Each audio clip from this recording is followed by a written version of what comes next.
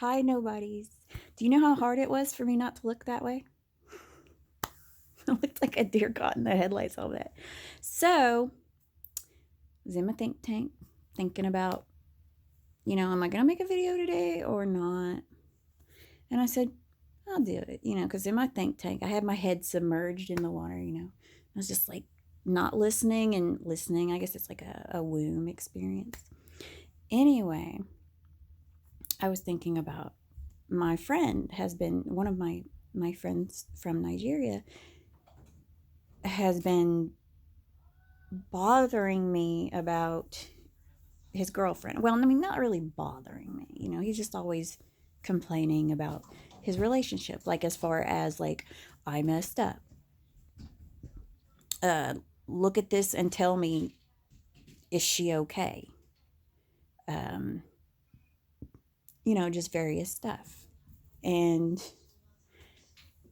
and I'm like, well, I don't know if she's okay, because he's like, is she trying to blow me off when I say, how are you doing? And she says, fine, good. And I was like, I don't know. I'd have to see her other texts. Is she normally like telling you everything, or is that a normal response for her? I can't. I'm not a medical professional or a mental health care professional. And even they couldn't tell one message, But still, I care about these young folks. He's young. I mean, he's like 22, 23, and she's probably just as young. Anyway, she's been gaining weight because she binge eats. And he told me today, he said, well, she's got BPD as well. And I was like, oh, and he's like, well, how can I help her? And I'm like, she needs help.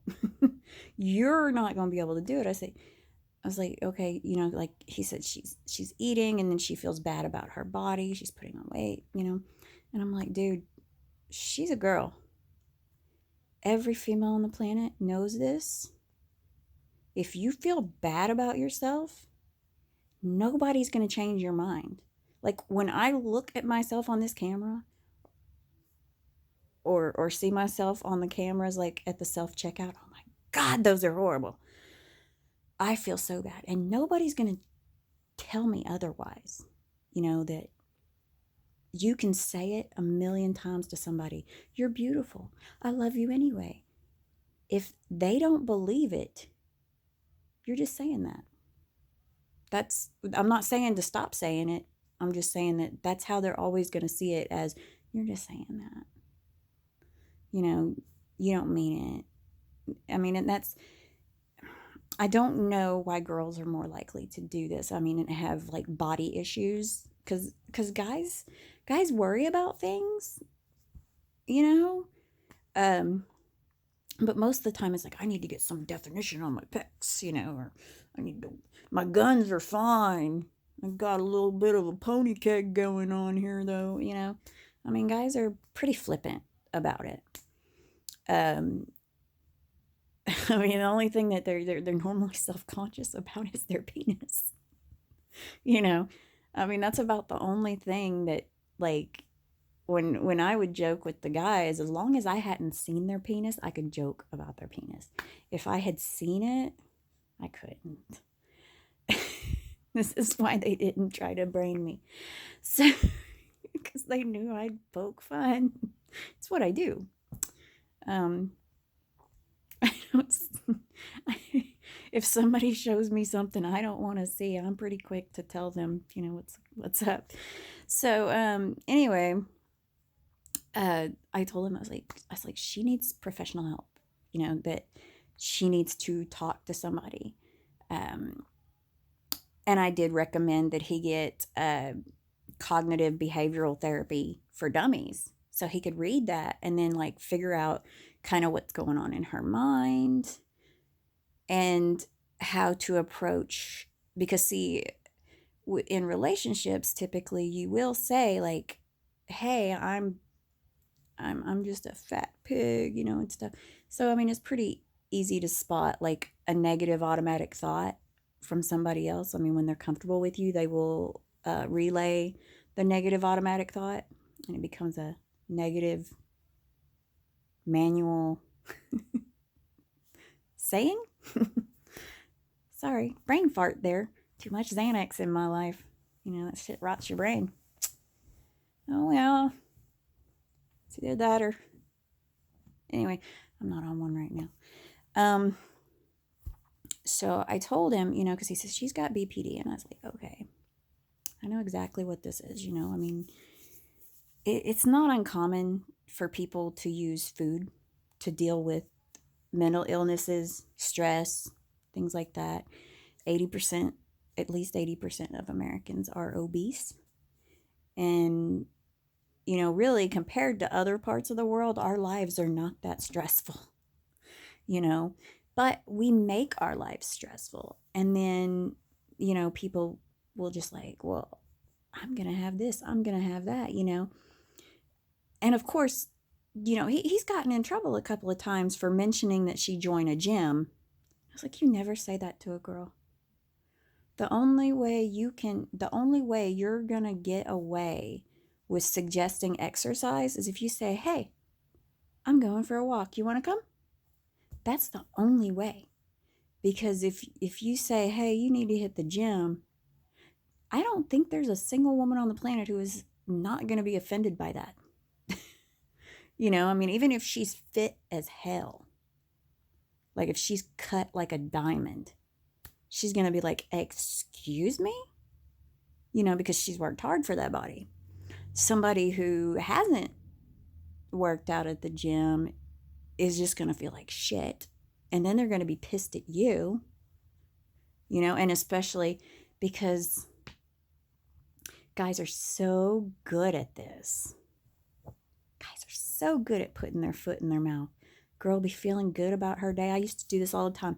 I'd finally drag my ass out of bed. This was before I was medicated. I would drag my ass out of bed, go sit in the floor of my closet, looking around at my clothes and crying that I had nothing to wear.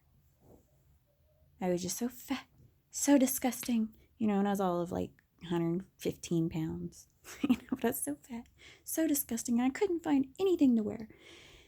Finally, I'd put my big girl panties on and get dressed.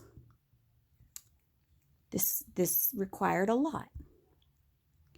And I would walk out into the living room, and my first husband would say, "You're not wearing that, are you?"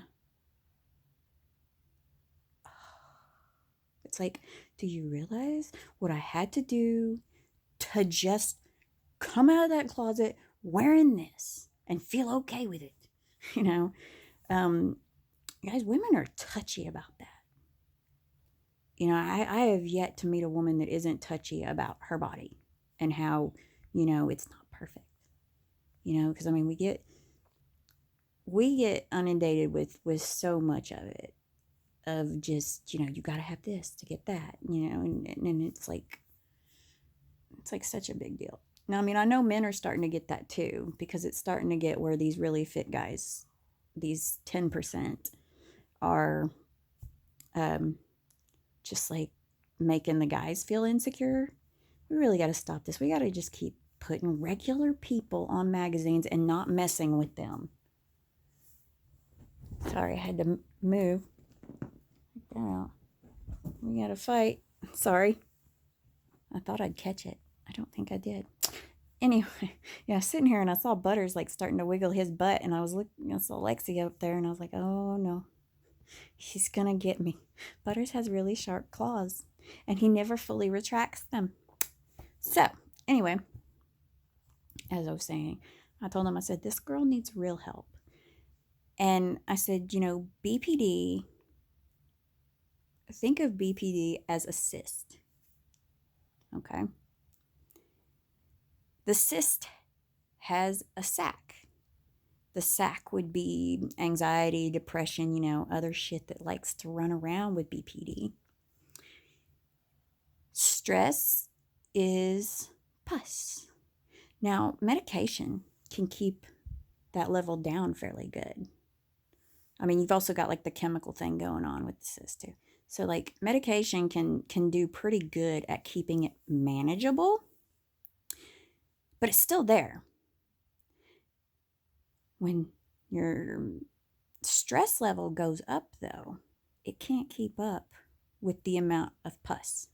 So that's kind of the analogy that I use, is that, you know, if she's really stressed, even if she's on medication, it's going to bother her, because like if you're really stressed and you have this problem, your medication isn't going to do it all. You really need therapy to help, because once mentally you're in the right place and the stress level goes down, the medication starts to handle shit, handle the chemicals and all that kind of stuff. So, but I was like, she's binge eating and then feeling bad about it.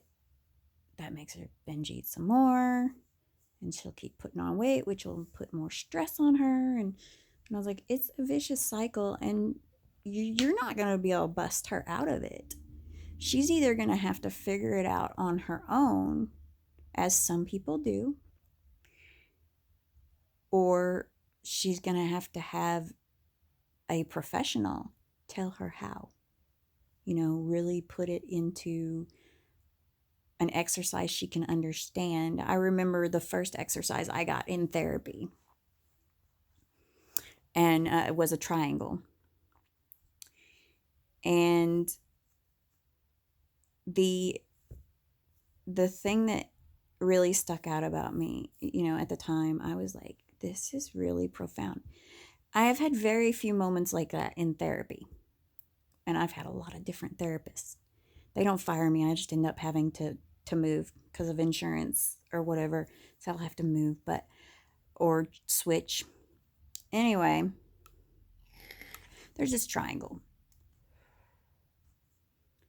At the top is the victim.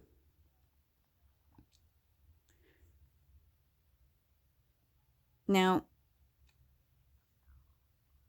the victim on one corner, it's been a while since I've said it, so I'm really trying to I know what it means, but is the person who helps them, the person who really puts their savior, per se. Their savior, the person who lifts them up, takes care of them, saves them. And then in the other corner, you got persecutor. Now, victims who are always being rescued become persecutors to their rescuers. And I forgot where I was going with that. No, I didn't. So it is best for somebody to be in therapy if they're really having issues, because she hurts him. He's always trying to save the day, and she hurts him. And then he hurts her. And it's like this vicious cycle of hurting someone, then trying so desperately to help them, and then they hurt you, and then they try desperately to help you, and then you hurt them, and it just never fucking ends. It's also kind of the shit rolls downhill theory, and I choose not to be the persecutor. But that's how it works. So you really need somebody who is not a solid part of your life, giving you advice, saving you. That person, therapist, a good therapist will tell you how to turn stuff around, how to rethink what you're thinking, how to focus your energy on something else, because she also self-harms, and it's like, well, all that stuff is just screaming she needs therapy. She needs to be rerouted, towards doing something constructive. Or what I love when I'm in a really bad place, constructive destruction. Yeah, that's fun as shit. Taking a dang pickaxe and just nailing the hell out of like a table or whatever that you don't want, because it's not useful after I'm done with it. I don't do so good with an axe, but a pickaxe? Oh, hell yeah. Oh, hell yeah. We did a bunch of constructive destruction before the old house was torn down. That was so much fun. And the kids, they had like found all of Dad's old spray paint. And I think there was a dick on the door. Horribly bad. I mean, horribly disrespectful to my parents, but it was funny at the time. Um, but if you know somebody who's struggling with like an eating disorder, whether it's bulimia, anorexia, or overeating, binge eating, um, they can't fix it by themselves. Most of them are not going to. They're not strong enough. And you can't be there 24/7, nor should you have to be for a person, because everybody needs a break. So if you're struggling with that, or if you know somebody who's struggling with that, get them to see somebody, because that is the only way that they can be helped eventually. I mean, I can't say that first therapist is going to do it for them. It might take a few. They may not be like me, where they take bits and pieces from different people, but the thing is they're not going to get better on their own. It's the same with an addiction, with any other addiction, because they're not going to get better on their own. You can't fix it. You can try, but it's better to be supportive and try to help them while they're also getting help from somebody who's got a certificate or a degree. That's just my personal opinion on that, because people can give you bad advice. I